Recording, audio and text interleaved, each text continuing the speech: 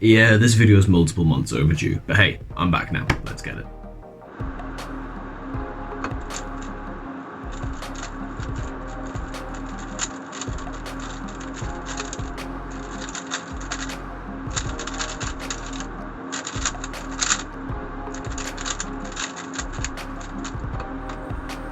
Okay, so for a quick overview before we go into critiquing the solution, your turning is smooth and calm, which is very good. You have moderate amounts of look ahead, which is a good thing to be developing at this point. You seem to have the same TPS in every step, which indicates to me that you should be lowering your TPS in F2L and drilling your last layer algs. And you also peaked B for PLL, which is a really bad habit, but I'll talk more about that later. But first, let's look at your solution. For EOCross, you did an X2, and then you did this.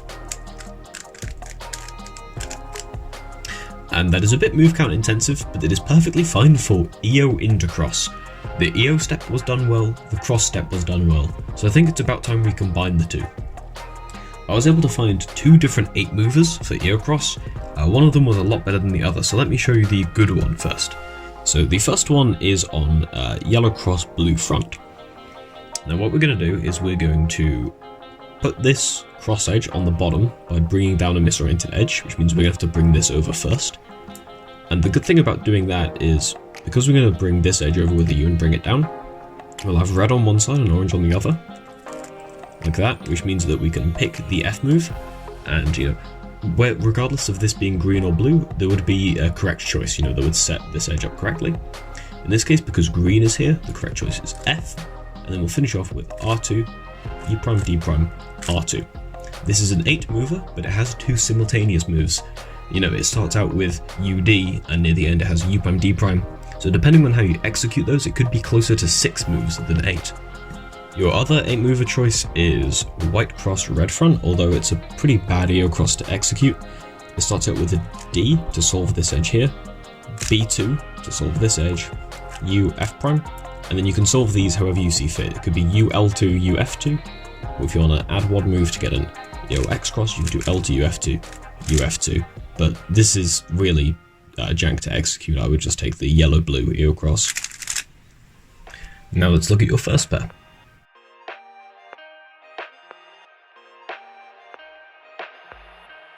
That was mostly fine, although there are 2 alternatives if you want to save some moves. The first would be to solve back left, which is these 2 pieces here, with R, U prime, R prime, L, U prime, L prime.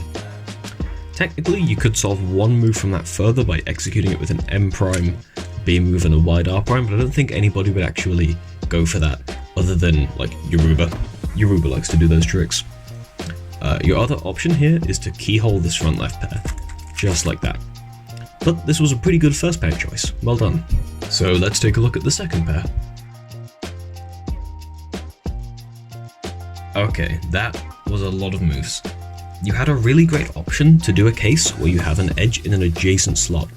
Look at this is a 5 mover here if you want to solve front right. You bring the corner over the edge and insert it like so. These type of cases I started catching on and really making use of when I was averaging about 15, so it would be a good time for you to start doing them. I'll show you the 2 other cases for the different corner orientation. So here again, you see edges adjacent in slot.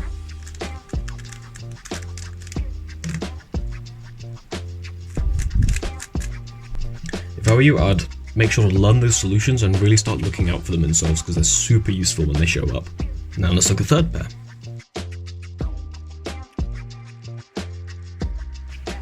So the thing about these 2 pairs is that both of them are 7 movers.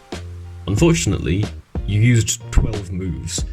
Back right you would split up like this into a 3 mover, and front right you would split up like that into a 3 mover. For those of you in the audience that are already good with your pair solutions, what you want to do here is solve back right first. It's the better pair choice, because this case becomes a 12 mover when it's last slot, and you really want to avoid that. So if you can solve it as a 7 mover here, you save 5 moves, and the solution preserves this F2L pair for better look ahead into last slot. So for last slot, you have the 12 mover. It's pretty rough now, there's nothing you can do about it, though there is something you could have done about it earlier. If you solved this pair first, you of course wouldn't have it now, and actually if you had inserted third pair with a U prime instead of a U2, then you wouldn't have this case. If you see how both these pieces are connected in a slot, you can break them up with an RU prime R prime, which would also insert the pair. So inserting a pair with a quarter turn, if there's two connected pieces that you want to break up, is something that you can do. And that would have given you a much nicer case. But you have the 12 mover, you do the 12 mover.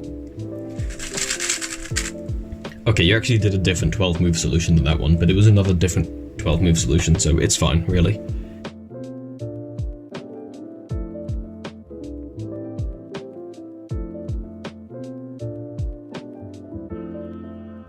Okay, so that's your last layer. One tiny little thing about OCLL is that you could have done U into back anti-soon instead of U2 into your soon. That's just a tiny, minuscule little nitpick that doesn't really matter. The thing that did matter was peaking B to recognize PLL. First of all, this is a V-perm, so it should be relatively easy to recognize from two sides.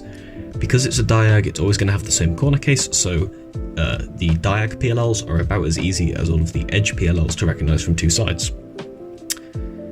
Aside from that, if you're going to do three-sided recognition, use R, U, and L, right? R, U, L, because it allows you to just tilt the cube a bit and you don't have to do all of this to see the back. Your turning technique seems pretty good, even if the pace is a little slow, but that's okay, the technique matters more. Your F2L solutions are very move count heavy, although your look ahead is surprisingly good for your level, and I think that your F2L actually crutches on it. Your last layer is okay, but it could very easily be much better. Now, your EOCross was sub 4 in this solve, which on paper is just about fine for your level, but it was very obvious through watching the video that you can improve it a lot. You executed it very slowly, I'll talk more about that in a second. Your last layer was sub 5, which is also fine for your level, but again, that could also very easily be improved. Your F2L comes out to about 1.5 seconds per pair, which sounds good, but when you realize that you're doing 3 to 4 extra moves on most of your pairs, you could easily get your pairs down to like 1.2 seconds with better solutions. So that's also another point for improvement. Okay, now I'm going to tell you how you can actually improve. Right, so out of the 3 different types of cubing, timed solves, untimed solves, and out of solve practice, I'm going to give you something to focus on each of them. I want you to do 15 to 20 minutes of untimed solves before each timed session. And if you do an F2L pair in these untimed solves that takes more than 11 moves, or if it just feels bad. Of course, this excludes the 12 mover case, you gotta do 12 moves for the 12 mover, but for any other F2L pair, if you use 11 or more moves, or it just feels bad, like there should be something better, find a better solution. I found most of my F2L solutions by hand by just setting up the case and then playing around until I stumbled on something good, but you can refer to a sheet if you'd rather do that. I find it's a little bit more difficult to remember because it's less intuitive, but hey, to each their own. For F2L, I also want you to learn and implement the edge and adjacent slot cases that I showed during the second pair segment of this video, so keep going back to those. After a little while, your F2L is going to get a lot more streamlined, and you're going to realize how free that step really is. Now, for EOCross, you inspected about 6 seconds in this solve. That's a good amount if you want to improve at being able to inspect at your current level of inspection, i.e. getting faster and better at the inspection. But if you want to improve your inspection quality, you need to spend some more time on each scramble. Now, this is where the timed practice section comes in. During your timed solves, I really want you to plan EOCross. You said you planned EOCross, but look at that execution. It's like a 10 mover in like 4 seconds. That's like 2 and a bit TPS. You can do way better than that.